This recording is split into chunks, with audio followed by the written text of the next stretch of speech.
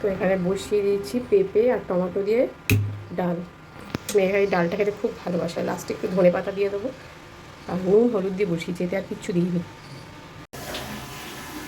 Good morning everyone, আমি Shraboni. Welcome back to my daily lifestyle blog channel. তোমরা সবাই কেমন আছো? আশা করছি সবাই খুব ভালো আছো, সুস্থ আছো। আমরাও ভীষণ ভালো আছি। তো আজকে কিন্তু দারুণ মেঘলা ওয়েদার। তো বৃষ্টি তো আসার কথা, জানি না, মানে বৃষ্টি না এলেই ভালো। তো সকাল সকাল চায়ের কাপ নিয়ে রান্নাঘরে, কারণ এখন বাজে পৌনে সাতটা বাজে। মেঘা এখনো ঘুম থেকে উঠিনি। আমি চাটা করে ওদেরকে দিলাম, আমিও রান্নাঘরেই খেয়ে নিচ্ছি, কারণ রান্না বসিয়েছি। আজকে তো বেরোবো, তোমাদের বললামই। তো ফার্স্ট টাইম ভেবেছিলাম সবাই যাব, কিন্তু ওয়েদারটা যেহেতু এরকম, মানে মেঘলা ওয়েদার, বৃষ্টিও নামার কথা আছে, তো তাই জন্যে আর মেঘাকে নিয়ে যাব না। কারণ কালকে আবার মেঘার রেজাল্ট আছে। এবার বাচ্চা মানুষ তো, বাই চান্স যদি ঠান্ডা লেগে যায় বৃষ্টিতে তো প্রবলেম হবে। তো ওই লোকে নিয়ে যাব না। তো ভাত ডাল হয়ে গেছে, ভাত হয়ে গেছে, গ্যাসও নিয়ে দিয়েছি। এখানে একটু গরম জল বসিয়েছি, আমি স্নান করবো বলে, তারপরে বেরোবো। তো চলো আজকের ব্লগটা এখান থেকে স্টার্ট করছি। জানি না কতটা শেয়ার করতে পারবো না পারবো, বেরিয়ে গেলে হয়তো আর কিছু শেয়ার করতে পারবো না, আবার বাড়িতে এসে বিকেলে কন্টিনিউ করব। তো তোমরা সবাই প্লিজ একটু কটা দিন আমাকে একটু সাপোর্ট করো। তোমাদের সাথে যা পারবো, যতটা পারবো শেয়ার করব। আজকে তোমাদের সবাইকে জানাই, ভুলেই যাচ্ছি দেখছো, তোমাদের সবাইকে জানাই শুভ জন্মাষ্টমী। তো তোমরা হয়তো ব্লগটা কাল দেখবে। তো জন্মাষ্টমী কে কীভাবে সেলিব্রেট করলে সেটা কিন্তু অতি অবশ্যই জানিও। তো আমাদের এই বাড়িতে, আমাদের নিচের ফ্লোরে সেরকমভাবে জন্মাষ্টমী সেলিব্রেট হয় না, বাট ওপরে ওরা যেহেতু কৃষ্ণের ভক্ত, ওরা ছোট করে সেলিব্রেট করে। প্রত্যেক বছর আজকের দিনে আমরা বিড়লা মন্দিরে যাই, বাট এবছর আর হবে না, কারণ বাড়ি যাচ্ছি, তোমাদেরকে বললামই। তো বিকেলে এসে দেখা যাক কি করি না করি। তো সব কিছুই তোমাদের সাথে শেয়ার করব। তোমরা প্লিজ সাথে থেকো, পাশে থেকো। আর যারা এখনও পর্যন্ত আমার চ্যানেলটাকে সাবস্ক্রাইব করেনি, তারা প্লিজ চ্যানেলটাকে সাবস্ক্রাইব করে দিও। তারপর ডাল ভাতটা হয়ে গেছে, জলটাও গরম হয়ে গেছে, স্নান করে নিই আর কপি আলুর তরকারি করবো করে। তারপরে এখন তো বললাম তোমাদেরকে 9:45 নাগাদ আমি বেরিয়ে যাবো। তো পেঁপে টমেটো দিয়ে আমার ডাল হয়ে গেছে। এখন জাস্ট এতে দেবো একটু ধনে পাতা। ডালটা সাঁতলাবো না, এই ডালটা সিদ্ধ হলে খুব ভালো লাগে। সাঁতলালেও ভালো লাগে, সিদ্ধও ভালো লাগে। মেয়েরা তো সিদ্ধই বেশি ভালোবাসে, ওই জন্য সিদ্ধই রাখলাম।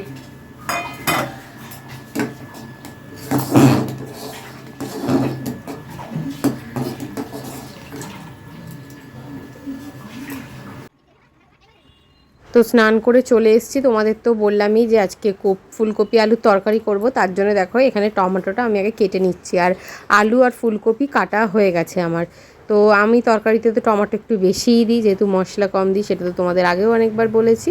আর এখানে দেখো কড়াই দিয়ে নিয়েছি তেল দিয়ে আলুগুলোকে ভালো করে একদম লাল লাল করে ভেজে নেব, নুন আর হলুদ গুঁড়ো দিয়ে। কারণ ভাজার সময় একটু নুন দিলে না আলুর ভেতর নুনটা ঢোকে আর খুব ভালো হয়, আলুটা খুব তাড়াতাড়ি গলেও যায়, আলুর কালারটাও সুন্দর হয়। দেখো একদম লাল লাল করে ভেজে নিয়েছি। তো এবার এটাকে প্রেশার কুকারে সিটি দেবো না, জাস্ট একটু ভাপিয়ে নেবো, মানে 60% এটাকে বয়েল করে নেবো। তাহলে রান্নাটাও তাড়াতাড়ি হয়ে যাবে, কারণ তারা আছে, অলরেডি বেরোবো বললাম। এখন বাজে 7:45। তো আমাকে 8:30টার মধ্যে রান্না শেষ করতে হবে, করে তারপরে রেডি হয়ে একটু খেয়ে বেরোবো। দেখো ওদিকে প্রেশার কুকারও বসিয়ে দিয়েছি, প্রেশার কুকারে অল্প নুন দিয়ে দিলাম, দিয়ে এবার আলুগুলো একটুখানি ভাপিয়ে নেব।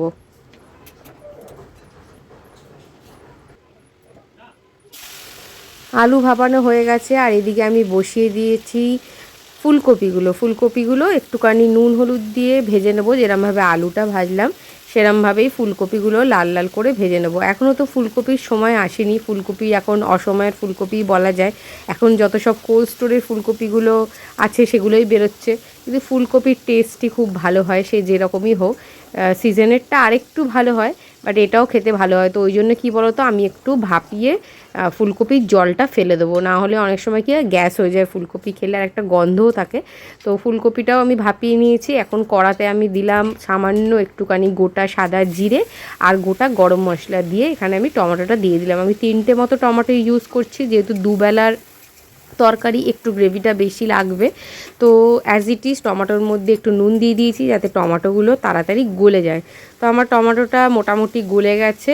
এখন আমি এর মধ্যে গুঁড়ো মশলাগুলো অ্যাড করব। তো হলুদ গুঁড়ো, জিরে গুঁড়ো আর বেশি করে ধনে গুঁড়ো দিলাম, আর দেবো সামান্য লঙ্কার গুঁড়ো, দিয়ে এটাকে খুব ভালো করে কষাবো যতক্ষণ না তেল ছেড়ে আসছে। তো তো দেখো তেলটা একটু একটু উঠে এসছে। এখন আমি এর মধ্যে ইউজ করব 1.5 চামচ মতো আদা বাটা।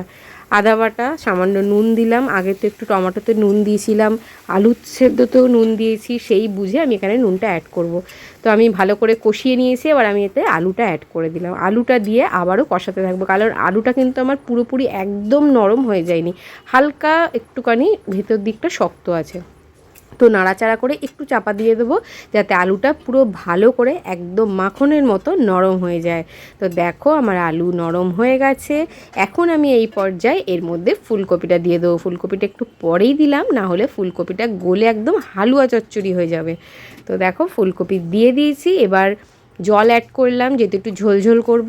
তো হয়ে গেছে এটা মোটামুটি। একটু ফুটে উঠলে ফুলকপি আলুর দম যেটা ছাড়া একদম ইনকমপ্লিট, সেটা হলো ধনেপাতা।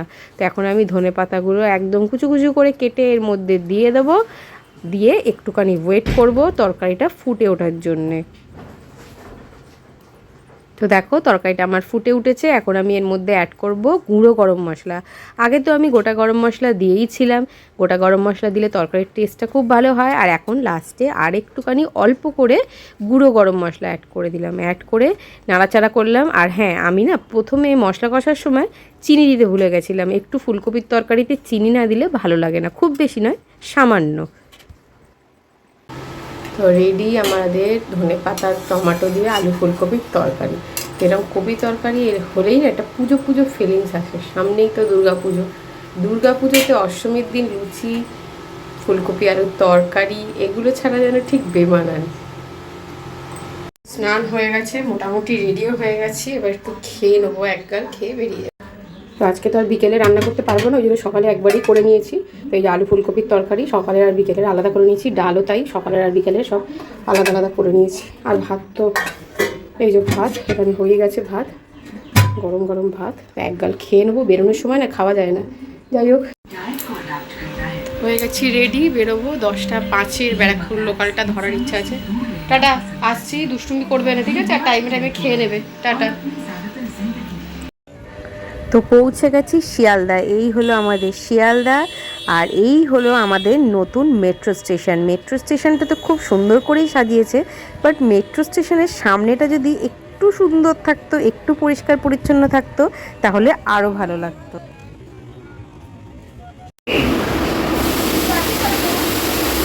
তো ভেবেছিলাম যে 10:05 ট্রেনটা ধরবো ব্যারাকপুর লোকাল, আর তাড়াতাড়ি পৌঁছে গেছি। 9:40 ব্যারাকপুর লোকাল ছিল, ওটা পেয়ে গেছি। ভালোই হলো, তাড়াতাড়ি পৌঁছে যাবে।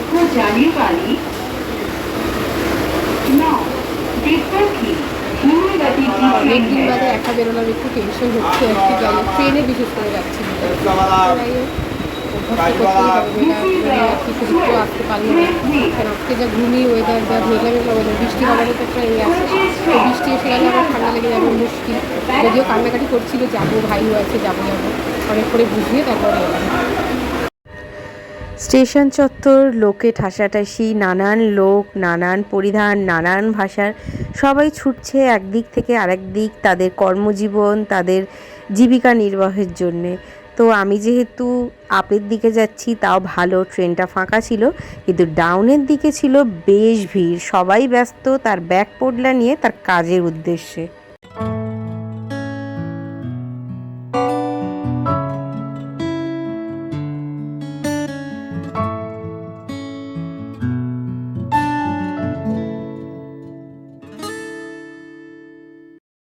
তো এখন চলে এসেছি বেলঘড়িয়া স্টেশনে। তো এই দোকানটা দেখে তোমাদের সাথে শেয়ার না করে আর পারলাম না। এই দোকানটা আজ থেকে প্রায় 12 থেকে 15 বছর আগে, আমি যখন কলেজে পড়তাম, স্কুলে পড়তাম, বেলঘড়িয়ায় এলেই এই দোকানটা থেকে লজেন্স কিনতাম। এই দোকানে রকমের লজেন্স পাওয়া যায়। দেখো এখানে এই যে দেখো কালো নুন, যেটাকে কারেন্ট বলতাম আমরা ছোটোবেলায়, এখানে এটারও দেখা মিলল। তো মন ভরে এখান থেকে লজেন্স কিনে নিলাম। ছোটোবেলার স্মৃতিগুলোকে আবার একবার যেন উপভোগ করে নিলাম, আর তোমাদের সাথে শেয়ারও করে নিলাম।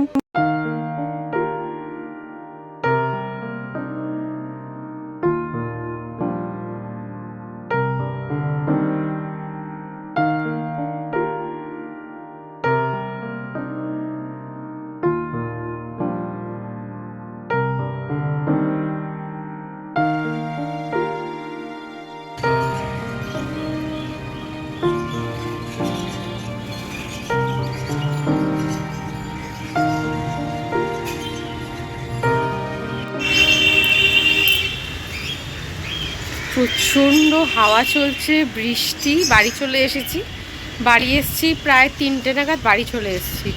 তো গেলাম, আজকে বৌদি ভালোই আছে। তো আজকে ছুটি দেওয়ার কথা বললো, দাদা আজকে ছুটি দেবে। ফার্স্টে প্ল্যান ছিল যে আমি দেখে বাড়ি চলে আসবো, কারণ আমি একাই গেছি। আজকে যে বৃষ্টির ফোরকাস্ট ছিল বলে মেঘাকে নিয়ে যাইনি, তোমাদেরকে তো বললামই। তো ভাবলাম গেছিলাম চলে আসবো বলে, তারপর শুনলাম ছুটি হবে আজকে।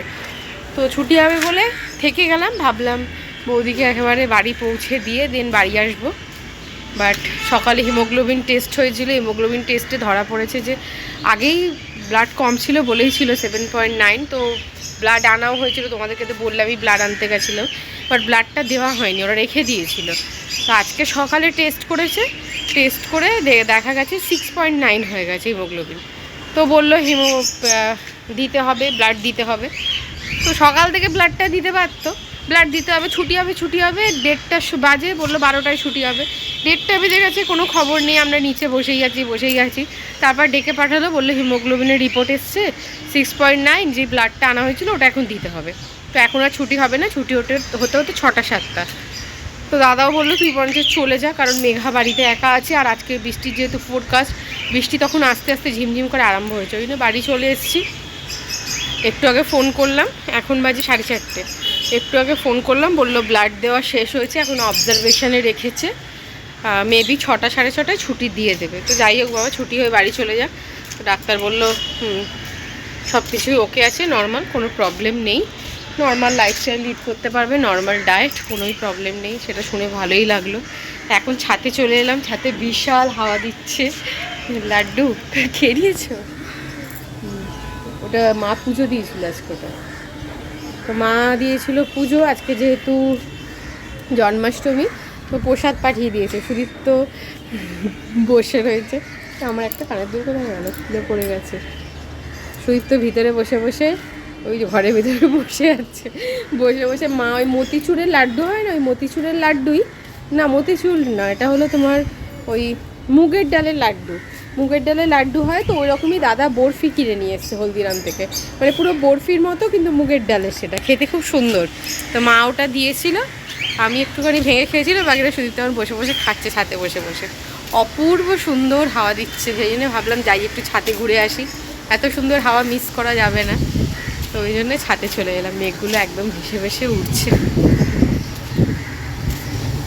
এসে নামলো ঝমাঝম বৃষ্টি, আবার বৃষ্টি নেমে গেছে, আর আমরা আমাদের ছাদের চিলেকোঠার ঘরে বসে বৃষ্টিটাকে উপভোগ করছি। খুব সুন্দর একটা ওয়েদার, দেখো ঝমাঝম বৃষ্টি পড়ছে। ভাগ্যিস চলে এলাম, তাই নাহলে কি হতো বলো তো, তাই না? দাদাই বললো যে চলে যা, আমিও বলছিলাম, দাদাও বললো। তো ওই দোকানে আম পাচকের দেখা পেলাম।